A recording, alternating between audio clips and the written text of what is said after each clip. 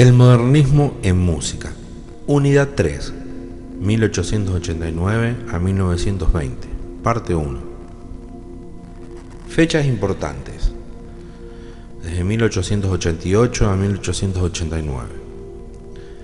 Gustav Mahler finaliza la composición de su Sinfonía número 1, estrenada en 1889 en Budapest. Richard Strauss escribe el poema sinfónico Don Juan, opus 20, que se estrena en 1889 en Weimar. Estas piezas inician lo que Dalhaus llama el sonido moderno, o sea, un telón de compleja y densa sonoridad que no permite identificar de manera audible todo lo que sucede con los instrumentos a primera impresión. 1893. Erik Satie compone Vexation. Fue el primero en producir música no finalista, no didáctica. Contribuyó con sus obras, junto a Debussy y Stravinsky, a la liberación de la forma musical del concepto de desarrollo.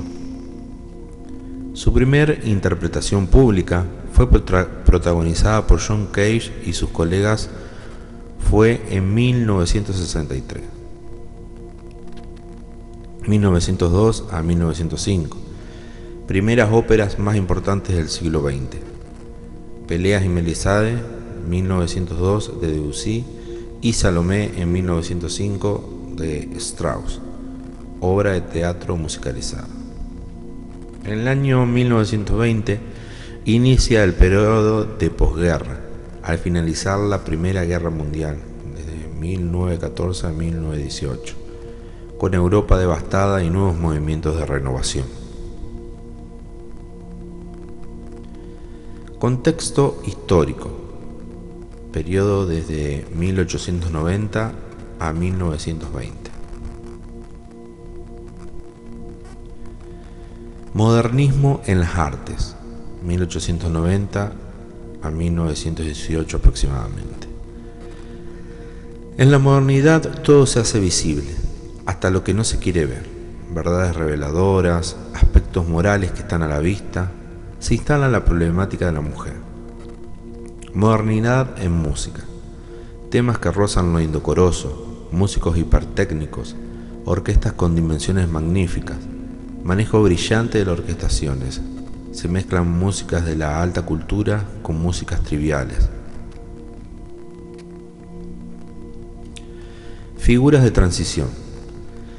Los compositores nacidos entre 1860 y los primeros años de la década de 1870, Mahler, Strauss, Debussy, Satie y Schoenberg, contribuyeron de forma significativa a los radicales cambios estilísticos que se produjeron en los primeros años del periodo moderno. Transformaron la herencia musical del pasado y proporcionaron las bases para el futuro. Su papel en el siglo XX se limitó al periodo que condujo a la Primera Guerra Mundial. Belle Époque, en Viena. Periodo comprendido entre 1871 y 1914. Bella Época. La Bella Época es un periodo de la historia de Europa comprendido entre el final de la Guerra Franco-Prusiana en 1971 y el estallido de la Primera Guerra Mundial en 1914. Durante estos años, Viena vivió sus años más despreocupados y prósperos. El gran número de salas de óperas, cafés, conciertos, salas de baile y locales muestra el carácter masivo de esta alegría vienesa, tanto en la aristocracia como en las clases populares. Esta vida alegre hizo eco en todos los productos artísticos de la época, pero detrás de esta cortina de despreocupación se escondían graves problemas políticos y sociales que llevarían a una ruptura. La crisis social y laboral, la política problemática y violenta, llevaron a la cultura vienesa a una decadencia irracionalista radical.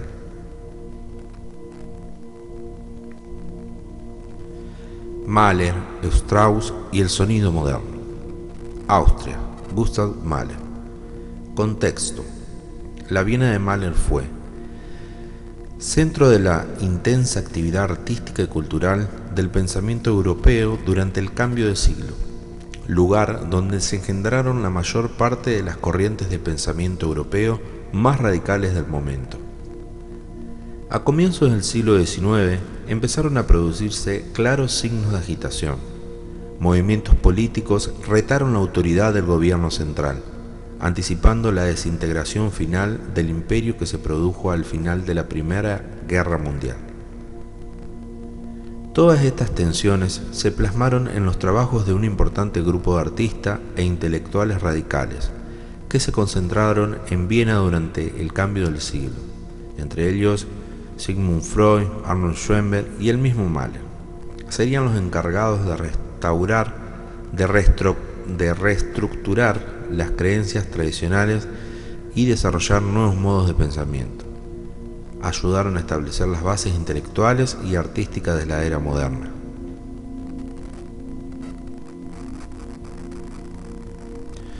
Gustav Mahler, 1860-1911, compositor austríaco, utilizó la ciudad de Viena como centro de sus actividades musicales.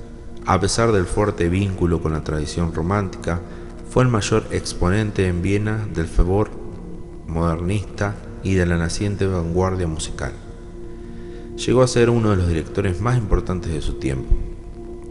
Durante su mandato como director musical en la Ópera de Viena, condujo a la ópera a una nueva fase de esplendor, una edad de oro jamás igualada. Elevó la representación musical a sus niveles más altos con la integración de elementos musicales, dramáticos y visuales. Como figura que estuvo suspendida entre dos épocas musicales, su producción reflejó la nostalgia por el pasado ante la disolución del mundo perteneciente al romanticismo del siglo XIX, la búsqueda de nuevos medios de expresión musical con un intenso elemento de discordancia, ambigüedad e incertidumbre. Tiñó el diatonismo reinante y la serena expresividad melódica.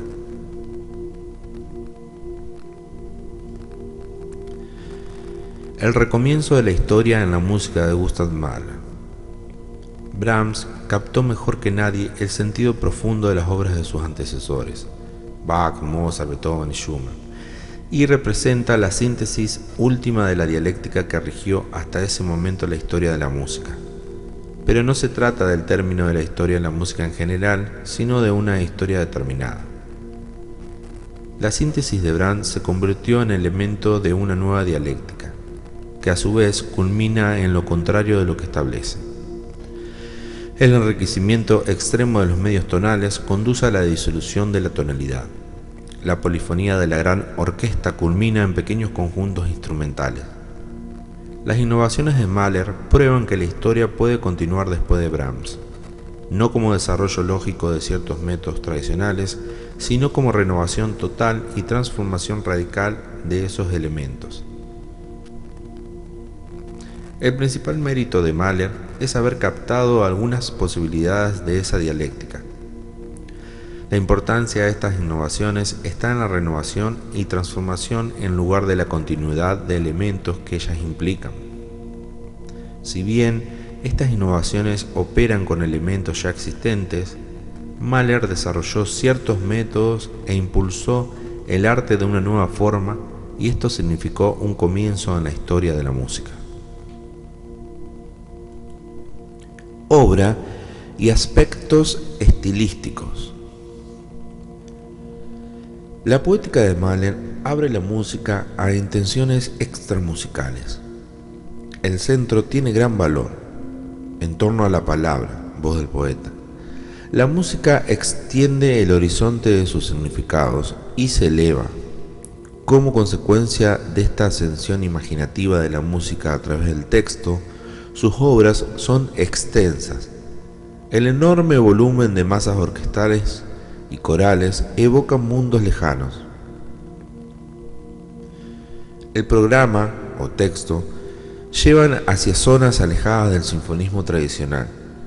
No es la subordinación del sonido o la palabra, sino el transcurrir mismo de la fantasía sonora del músico. Obra de dimensiones monumentales, con múltiples movimientos y que requieren gran cantidad de instrumentos para su interpretación. La tendencia hacia la mayor duración de las fuerzas orquestales alcanzó un estado extremo en sus composiciones. La cualidad del lirismo inundó toda su música. Verdadera simplicidad, gran claridad y precisión en los detalles, concepción polifónica de la textura. El relleno del acompañamiento fue rechazado en favor de texturas cuyas líneas individuales resaltan el significado melódico, produciendo una línea de correspondencias motívicas y sutiles variadas. Relaciones armónicas y tonales. En este campo, su música parece engañosamente conservadora, pero la tonalidad llega casi a alcanzar su estado final de disolución. Obras completas y movimientos individuales ya no están definidos por un único tono, sino que se mueven por una serie de áreas tonales relacionadas e interconectadas entre sí.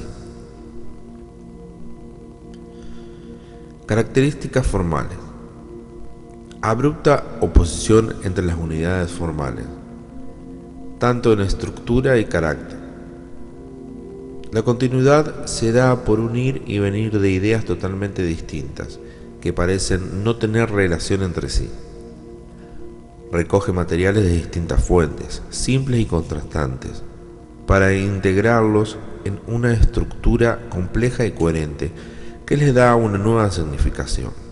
La transforma en algo bello, lo común mezclado con lo extraordinario. Cerrar paréntesis. La música que evoca danzas populares y canciones folclóricas, junto con marchas y parodias grotescas, se unen para crear una especie de collage.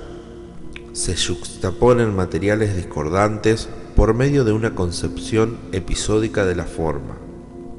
De esta forma, pudo crear estructuras de enorme longitud con materiales muy distintos entre sí.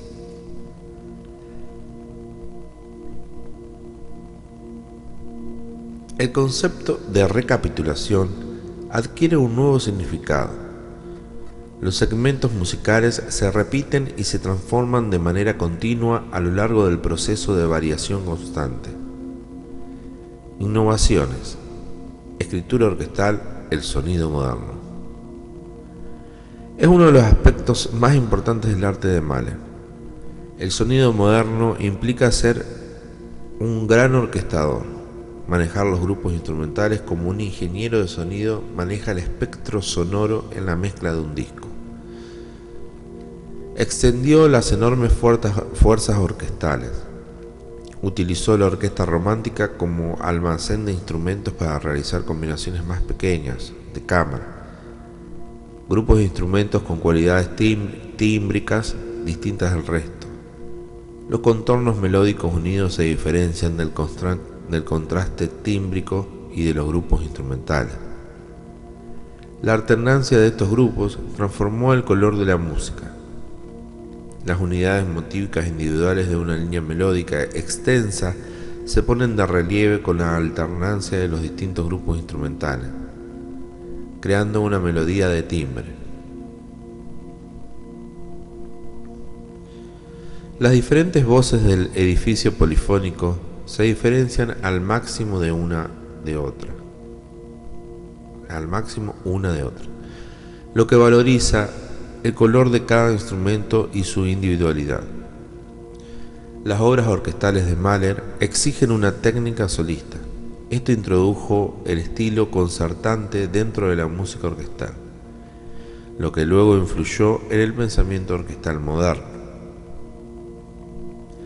El pensamiento orquestal de Mahler tiende hacia una concepción contrapuntística de la polifonía, economía y transparencia orquestal. Son las verdaderas innovaciones y renuncia a la coloración de las voces medias. El desarrollo de este nuevo ideal orquestal emancipa a la orquesta de sus modelos iniciales, pensamiento armónico de melodía y armonía, y le confiere un estilo propio caracterizado por la conducción extremadamente densa de un gran número de voces medias.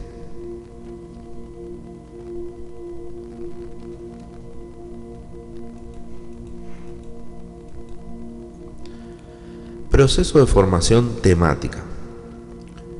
Nueva y original técnica de componer en etapas la formación del tema principal del movimiento. Consiste en la formación progresiva del tema principal, a través de elementos que van apareciendo de manera parcialmente ordenada, presentados en distintas combinaciones con las melodías y ritmos que los atraviesan. Luego de ser presentados, estos elementos pasan a ordenarse y forman el tema principal, que constituye una verdadera síntesis de todos los elementos dispersos. Esta técnica ejerció gran influencia en los compositores posteriores. Vemos partitura de Mahler, Sinfonía número 1, Re menor. Primer movimiento, Sinfonía número 2, segundo movimiento. Pasamos a Alemania, Richard Strauss. Richard Strauss, 1864 a 1951. Fue el más célebre representante del momento irracionalista en la cultura alemana, con una fama muy superior a la de Mahler. En la segunda mitad del siglo XIX, Alemania surgió como el principal poder político e industrial de Europa, y Strauss, habiendo sintetizado y adaptado los principios estéticos heredados de Wagner a las necesidades de la época, fue el instrumento ideal para dar expresión al nuevo optimismo de su patria. Compuso la mayor parte de los géneros musicales mayores, excepto en la música de cámara, ópera, música sinfónica, canciones y obras corales integran su repertorio composicional. Los periodos más interesantes de su producción son los dos primeros. En ambos momentos, Strauss participó como protagonista en las tendencias más avanzadas de su época. El periodo de los poemas sinfónicos, desde 1886 en Aus Italien a 1898 con Ei Heldenberg, procedió al sinfonismo ilimitado de Mahler. Y el periodo de las óperas Salomé, 1905, y Electra, 1908. Anticipó claramente las exasperaciones más violentas del expresionismo. La distinción musical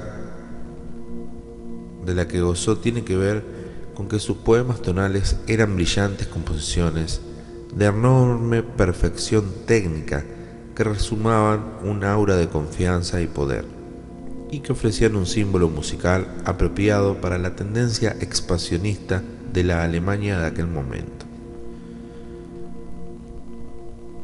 Su fama se intensificó tras la composición del poema sinfónico Don Juan. A los 24 años de edad, entre los poemas sinfónicos, Don Juan es el que se confía en mayor medida a la destacada personalidad de los temas, algunos de los cuales son todo ímpetu y entusiasmo, y otros dulcemente expresivos. El principio romántico de la contraposición de dos momentos emotivamente diferentes produce episodios de diversa tensión. Es especialmente notable la diferencia entre la energía gozosa del inicio y el largo y lánguido desenlace.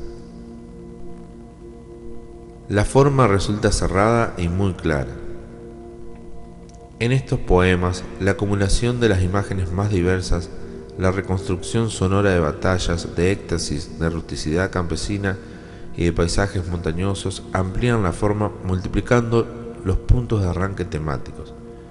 Provocan una escritura orquestal muy rica, capaz de efectos transparentes y compactas sonoridades.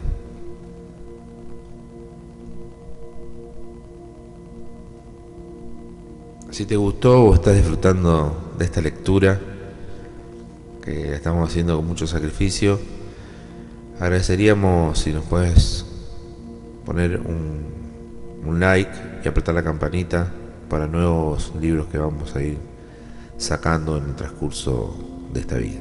Gracias. Obra y aspectos estilísticos. Mahler y Strauss fueron directores de fama internacional. con un profundo conocimiento de los recursos de la orquesta moderna. Fueron grandes orquestadores, configuraron el sonido moderno, entre paréntesis, comparación con ingeniero de sonido, cerrar paréntesis. Compusieron extensos trabajos sinfónicos de origen programático, donde aparecían un gran número de fuerzas orquestales, formas que se resuelven en estructuras episódicas y secciones diferenciadas, o sea, opuestas. Mahler fue un incomprendido por el público de su época. Strauss fue reconocido como el compositor alemán más importante de la generación post-wagneriana durante el cambio de siglo. Mahler, su música proyecta profundas dudas, ambigüedad e incertidumbre. Strauss, sus poemas sinfónicos proyectan imagen de confianza, seguridad y poder. Mahler, la conclusión típica es de gradual extinción, disolución en el silencio, en la sombra. Strauss favoreció los finales que incluyen consumación y glorificación final de los materiales musicales principales. Mahler, sus programas tenían relación muy general con la música. Strauss utilizó programas de contenido detallado que tuvieran correlaciones precisas con los acontecimientos musicales específicos de sus propias composiciones. Sus obras tienen una lógica musical inherente.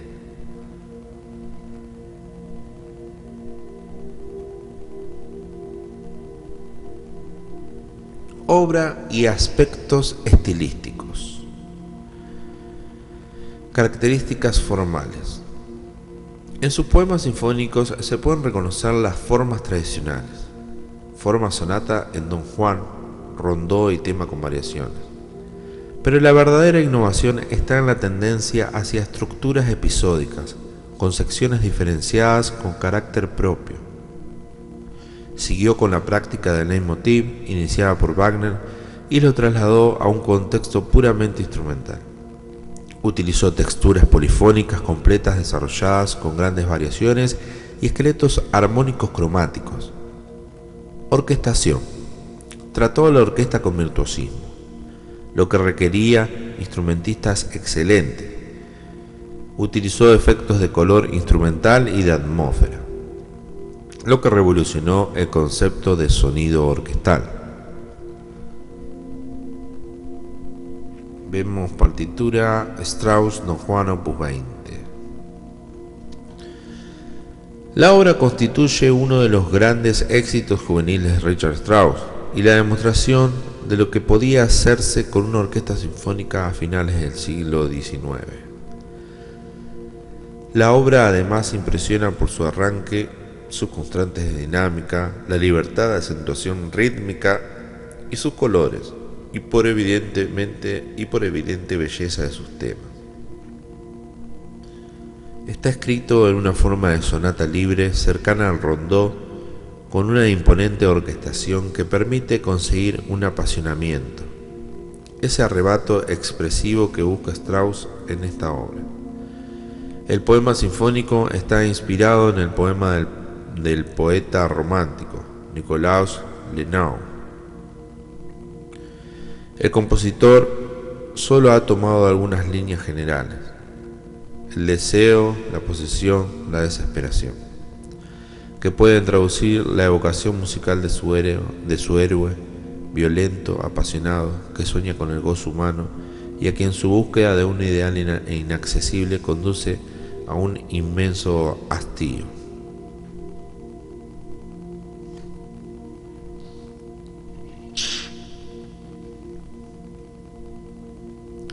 Análisis. La obra consta de diversas escenas unificadas por la presencia del protagonista, Don Juan, caracterizado por un idealismo sensual que lo hace pasar de un amor a otro en busca de la mujer perfecta. Se reduce al eterno conflicto entre principios masculinos y femeninos y a una exaltación de los impulsos inflamados de la juventud a través de dos temas básicos: uno de trompas, victorioso, que sugiere la idea de Don Juan, y el otro del violín solista en registro agudo, que simboliza a la mujer seducida.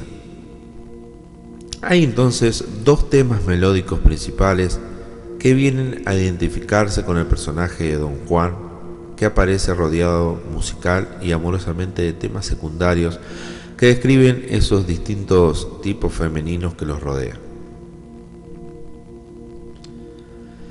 La partitura comienza con un brillante allegro molto con brío, animado con una fuerza épica que sugiere la soberbia del héroe y sus apetitos de conquistas con el primer tema principal.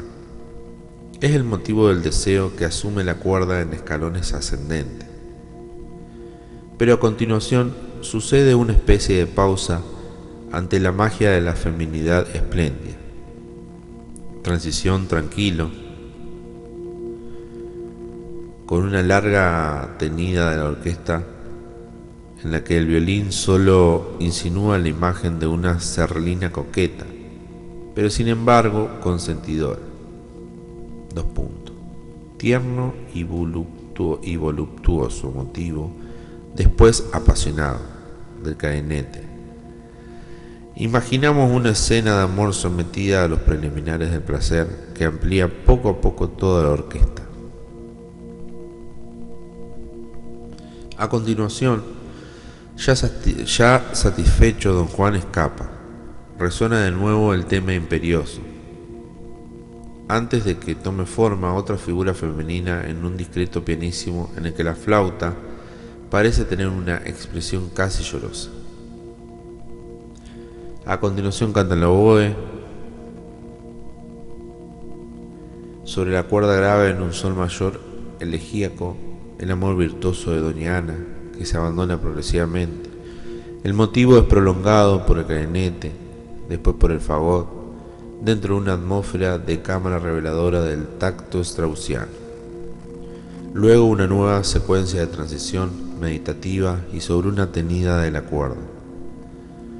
Y entran con potencia las cuatro trompetas, exponiendo vigorosamente el segundo tema principal de la obra, tema que podemos considerar como el de la posición triunfante, engrandecido y a través del cual el héroe parece alcanzar una estatura fáustica. Es el final de la amplia exposición que han transcurrido con la lógica de un desarrollo sinfónico beethoveniano. La reexposición y la coda proponen la reiteración de los motivos anteriores, 57 cuerdas, 58 madera, movidos recuerdos de las figuras femeninas ya desaparecidas, transformadas en visiones fantasmagóricas y caricaturescas, fúnebres presagios de muerte, frases cromáticas descendentes de la cuerda, antes de que lleguen los sucesivos recuerdos fortísimos de los temas mayores en la cuerda y los instrumentos de viento al unísono. Luego la ruptura y comienza la agonía. Sobre un acorde pianísimo en la menor, ecos disonantes de los metales y lúgubres trémolos de las cuerdas declinan hacia los últimos suspiros de la vida. Primero uno, después dos débiles acordes de mi y llega al final.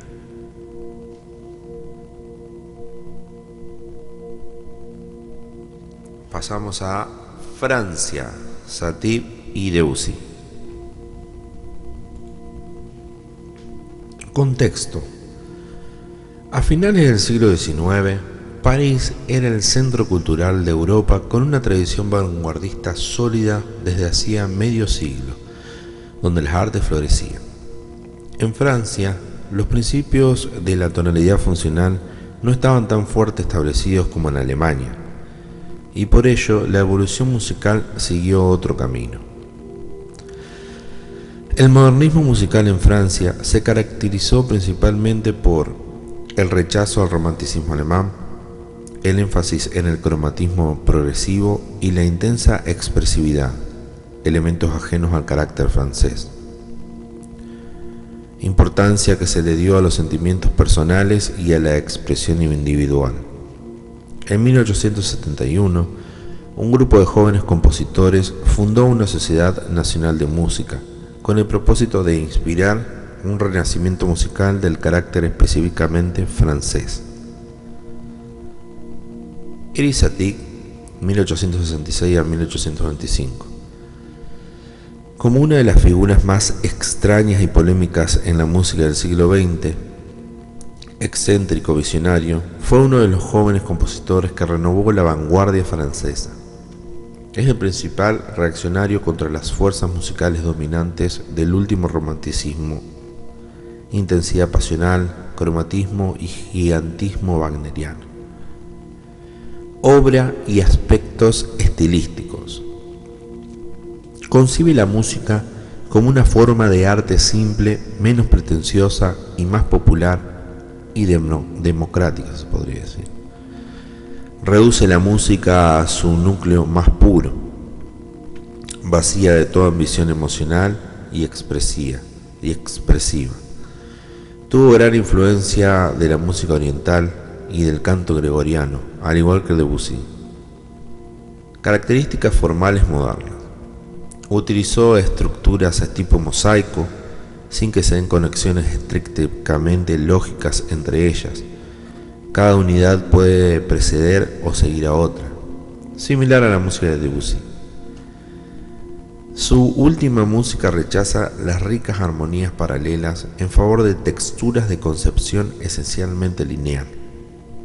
En 1890 comenzó con la práctica de escribir indicaciones verbales humorísticas en sus partituras y mantuvo esto durante la mayor parte de su carrera. La función era sustituir las indicaciones de interpretación del romanticismo con excesiva carga emocional, una burla hacia la concepción del artista como profeta y como parodia de las nociones de la música programática del siglo XIX. Apariencia y realidad, liberación de la disonancia y de la forma musical. La liberación de la disonancia, es decir, la no sujeción de esta a las reglas establecidas por la tonalidad para su tratamiento, fue uno de los hechos cruciales en la música occidental. La liberación de la disonancia desde dentro, con el uso de elementos propios del sistema tonal. Fue una transformación en el pensamiento musical en el parámetro altura, pero no en la concepción del tiempo musical ni en la forma. Arnold Schoenberg abolió las normas tonales de armonía y melodía, o sea, las alturas, pero respecto a la forma quedó ligado al siglo XIX. Satie, Debussy y Stravinsky son los grandes transformadores de la tonalidad por la incorporación a esta de elementos extraños a ella, lejanos en el tiempo histórico, lo modal, y en el espacio geográfico, escalas exóticas, asimetría rítmica y formal. Aquí podemos hablar entonces de una liberación de la disonancia producida desde afuera.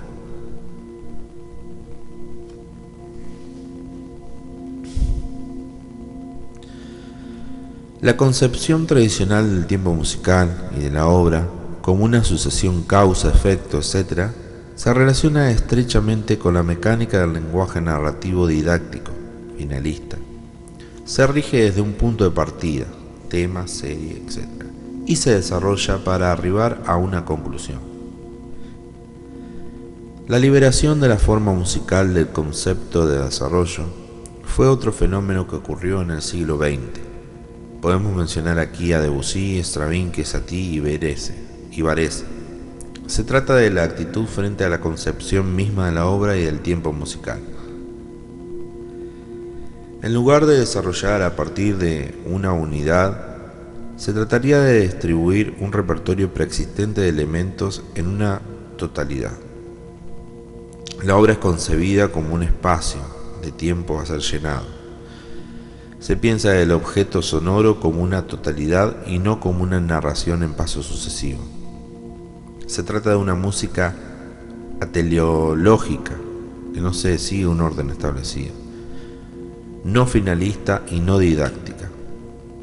Fue Erik Satie el que produjo en forma consecuente, por primera vez, una música no finalista.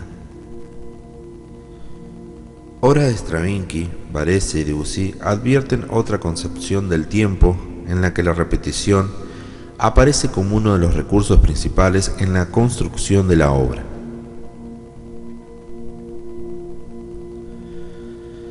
Obras: Satie,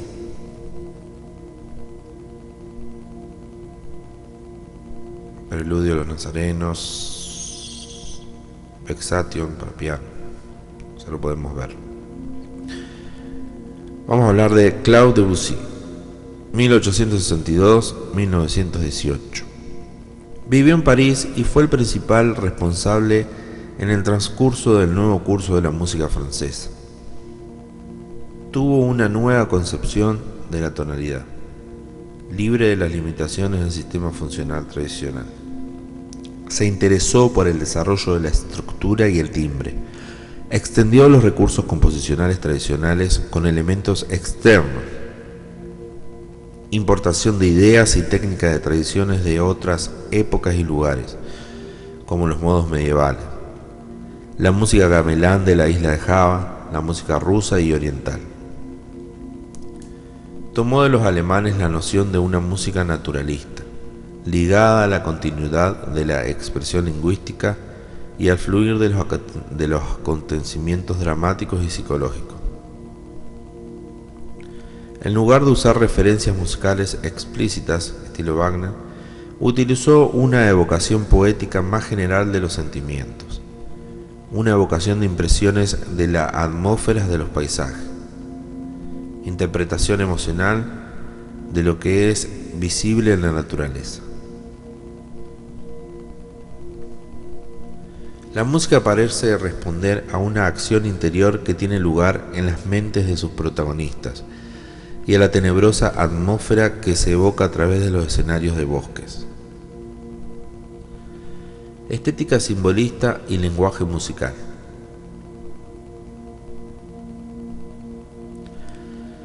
Se adhirió a la generación de escritores y pintores decadentes que rechazaron el arte de moda, de diversión fácil, agradable, que responde al gusto de las masas.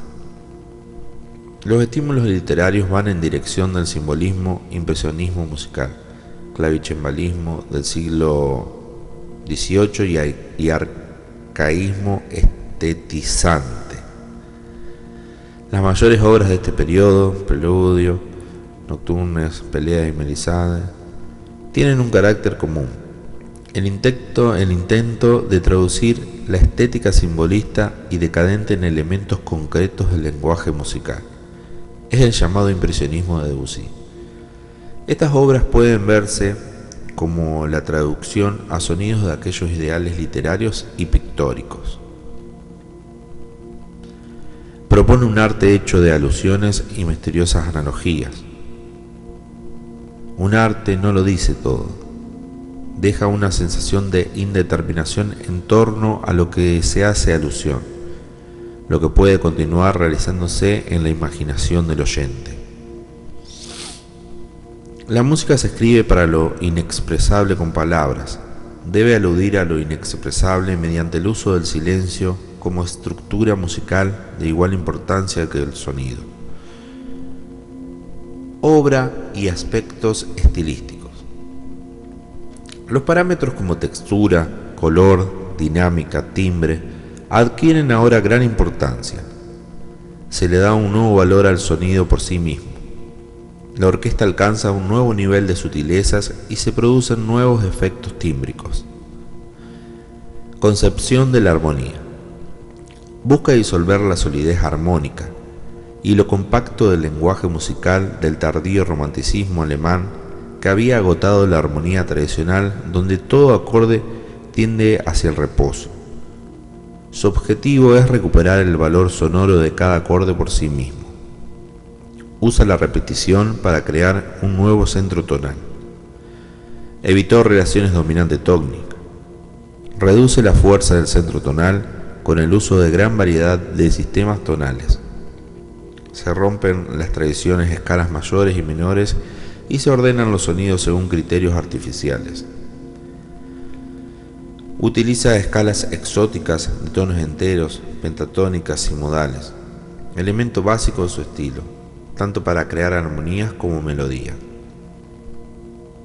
Los sonidos de la escala se ordenan libremente en nuevas estructuras donde se disuelve el sentido de consonancia, disonancia o tensión. La armonía es un medio estático que produce efectos de atmósfera y color en la sonoridad. No produce movimiento, no tiene función tonal en una secuencia. Armonías son elegidas por su color, calidad de resonancia y efectos sonoros en general. Combina acordes de estructura y propiedades similares. Usa acordes en movimiento paralelo, donde una única sonoridad se mueve de forma sencilla dentro de una misma secuencia melódica. Solo la estructura fundamental del acorde es estable.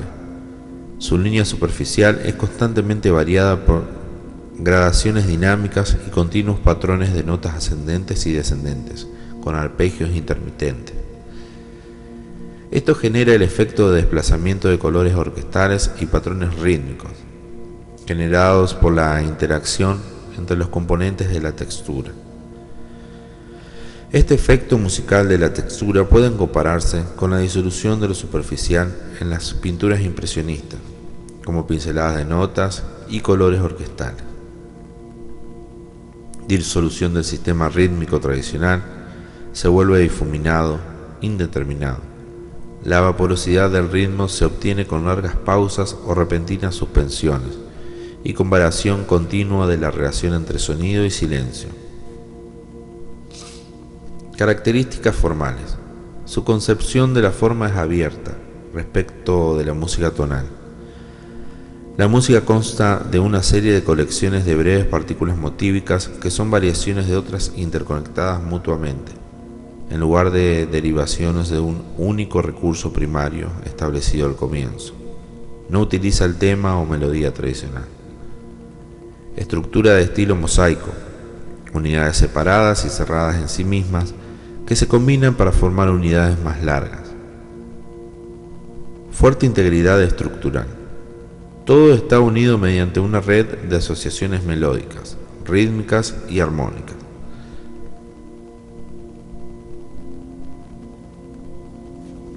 La obra no parece comenzar en un momento dado, sino que se forma gradualmente desde un fondo atmosférico. Un equilibrio flotante entre las entidades musicales sutilmente interconectadas reemplaza el empuje dinámico hacia el clímax.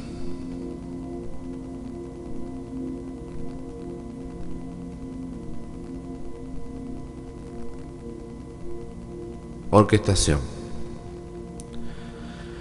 Disolución de la masa orquestal del sinfonismo alemán mediante la división de algunos grupos tímbricos usuales, cuerdas entre sí, maderas entre sí, empastes entre agudos, medios o graves, creación frecuente de zonas orquestales en el agudo, inserción de arpas, celestas y triángulos, uso de timbres puros, de instrumentos solistas, sobre todo flauta, oboe y corno inglés, uso de las trompas y timbales para expresar resonancias lejanas.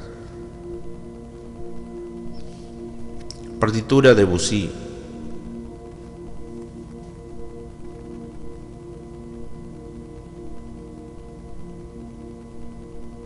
Claro, en uno. Bueno, Debussy y la superación del simbolismo. El decisivo punto de inflexión en su evolución estética se ubica entre Peleas y La Mer. Ya no refiere más a poetas o artistas visuales en su correspondencia como los ideales a los cuales modelar su música o a él mismo. La producción pianística de Debussy es casi toda posterior a Peleas. En el piano de Debussy confluyen todos los estímulos y experiencias afrontadas en otros géneros. Las dos series de imágenes, 1905 a 1907, y los dos volúmenes de preludes, 1910 a 1913, constituyen una cima indiscutible de la literatura pianística, con una riqueza de imágenes tímbricas e instrumentales de las que se hace capaz el piano. Las resonancias de pedal y las morbideces tímbricas en los bajos son los aspectos más notables. se destaca un gusto por el polvillo luminoso de los agudos y un gusto áspero por la percusión, frecuentemente con disonancia. Entre sus últimas obras, 2 estudios, se produce una total emancipación de la disonancia y se explora de forma clara el terreno del pianismo del siglo XX. Con esta obra y sus últimas sonatas, Debussy muestra de forma evidente que formaba parte de la renovación lingüística de su época, de Ravel a Stravinsky y Satie, abandonando definitivamente una poética simbolista. Tendencias estéticas en la ópera a comienzos del siglo XX. Partitura de Debussy, Prelude, Acto 1 y Escena 4, Acto 4, Peleas et Mélisande. Esta ópera fue el acontecimiento fundamental de estos años, 1900 a 1902. El tema fue elegido por su lengua evocadora, cuya sensibilidad puede encontrar prolongación en la música y en los adornos orquestales. Situaciones cargadas de alusiones no resueltas, de símbolos inexplicables y misteriosos, la fuente sin fondo, el castillo rodeado de bosque oscuro y frío. Debussy crea en música un complejo tejido de alusiones, de resonancias lejanas, de recuerdos temáticos, de juegos de luz y sombra. Al igual en el texto, luz y sombra son las palabras más frecuentes y alusivas. Esta obra adoptó la clásica estructura en 5 actos, con escenas breves en cada acto, separados entre sí por un tiempo indefinido. Sin embargo, la música transcurre con continuidad. La orquesta une cada uno de los cuadros con interludios carentes de cualquier referencia precisa a lo que precede o a lo que sigue. Otro punto en relación con Wagner es el constituido en el Peleas por el leitmotiv o idea fija. La presencia en la orquesta de algunas referencias fijas, melódicas, armónicas y tímbricas, ligadas a los personajes en escena. Se pueden distinguir entre un tema de Peleas, uno de Mélisande y al menos uno de Golau, temas que se entrecruzan, se superponen, se desarrollan distintamente en las escenas. La técnica no es en esencia distinta a la wagneriana. Lo que cambia es la calidad de los temas, la sencillez de su tratamiento, su valor de alusión, de recuerdo vago e indefinido es lo que cambia respecto al sinfonismo de Wagner. Las óperas de Strauss. Desde 1904 se dedica a componer para la ópera. Produjo 2 obras que fueron punto de partida en la historia de la música del siglo XX: Salomé, 1905, y Electra, 1908. Pueden considerarse poemas tonales puestos en escena, ya que continúan en la línea seguida por sus trabajos sinfónicos. Pero en estas óperas, los desarrollos técnicos previos son llevados a un nuevo estado crítico. Las bases tonales se tensan al punto de ruptura y el desarrollo del argumento musical alcanza un nivel casi insoportable de intensidad y complejidad. Los efectos de estas óperas derivan de su trama argumental, describen las obsesiones compulsivas y los deseos sanguinarios de sus protagonistas, con detalles gráficos y terribles. El resultado musical comunica de forma intensa el erotismo, horror físico y depravación psicológica de las historias y personajes. La tonalidad se extiende hasta sus límites más extremos. La sucesión acorde no sigue una progresión lógica, sino que busca dar carácter a los efectos colorísticos. Disonancias tratadas con gran libertad y cromatismo extremo que diluye las bases de la armonía triádica. Ideas melódicas más libres, se rompen las largas líneas en una serie de secuencias de fragmentos motívicos aislados. El desarrollo de la ópera es controlado por la alternancia de pasajes de mayor y menor estabilidad, contrastes entre paz furiosa y brutal, intensidad de acción.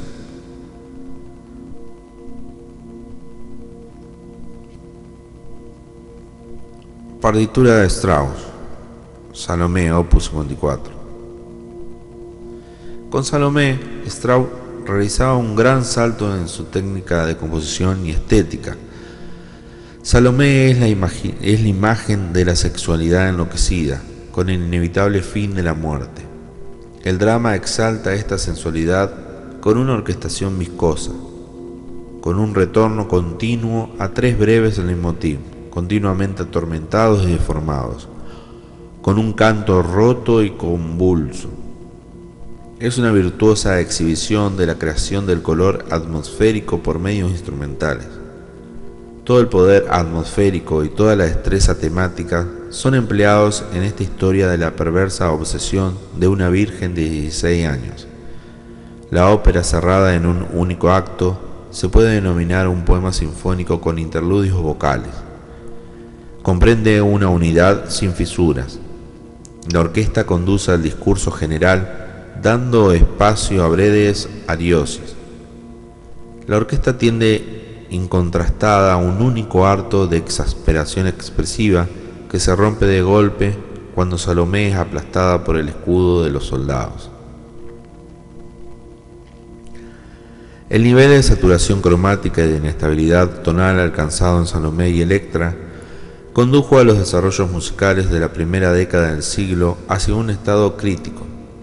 Llegó a ser imposible continuar en la misma dirección sin destruir las bases del viejo sistema tonal. Al reconocer la imposibilidad de continuar con la línea de las innovaciones técnicas en sus dos grandes óperas, prefirió encaminarse en una dirección contraria a Schoenberg, lo que puede ser visto como un retroceso, y siguió un curso más tradicional durante el resto de su larga carrera. Respecto a la evolución del lenguaje musical del siglo XX, toda la música de Strauss después de Electra parece no formar parte de la historia ni influir en la música posterior. Muchas gracias por la escucha y nos vemos en la próxima bolilla.